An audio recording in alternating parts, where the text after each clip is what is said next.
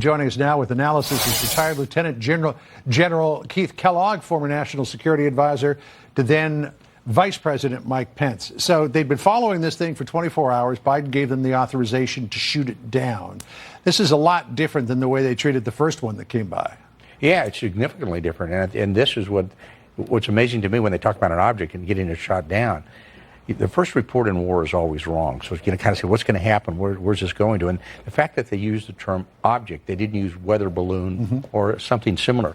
And when you think about, I said, okay, well, a drone doesn't fly that high. It can't get up to that altitude, about 35,000. And then weather balloons generally travel at 60,000 feet or higher. So you got something in between. So what exactly do you have? Do you have a weather balloon that didn't get to altitude?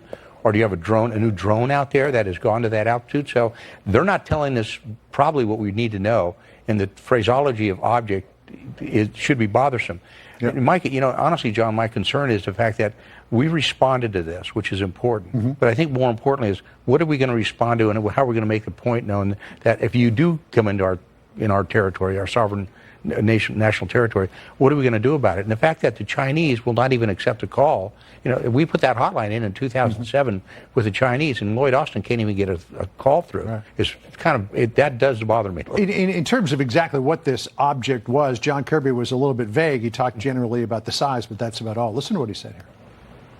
We knew for a fact that the PRC balloon that we shot down last week was in fact a surveillance asset and capable of surveillance over sensitive military sites, and that it had self-propulsion and maneuver capabilities. There's no indication that this one did. He said this one was basically just floating on the breeze. It was also the size of a small car as opposed to the size of a regional jet, which the other one was.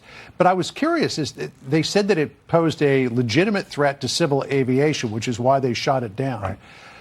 I mean, there are some planes that fly the polar route that go kind of near that area, but do you think that was cover for why they didn't shoot down the other one? Absolutely. I mean, they're basically reacting much more rapidly than they did before, but this is reacting to something they really don't even know what it was, and they haven't told us what it was. And I think they need to do that to kind of clear the air. But this is clearly a reaction from the president, General Milley, Lloyd Austin, that they were a little bit embarrassed what happened last time. And the fact that it was said that it is a common SIGINT package on the last balloon as well. Yeah, well, so we don't know where this came from. We interviewed the former Defense Secretary Mark Esper earlier on America Reports. So he said if this came from China, that's really problematic. Listen to what he said.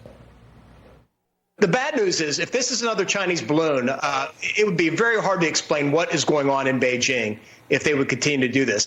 Keith, real quick, if you could, just if this is China again, after they did the first one, what does that say? It gives you options. And what they're doing, I think, not only pressing what's our reaction, which is important, but maybe this is new technology they're using. They're constantly testing this. That's where we need to say what it is, where it came from, and what was it trying to do. They're testing us every single day. Hopefully we'll get more details over the weekend and the days following. Lieutenant General Keith Kellogg, always good to sit down with you. Thank you. Thanks, John.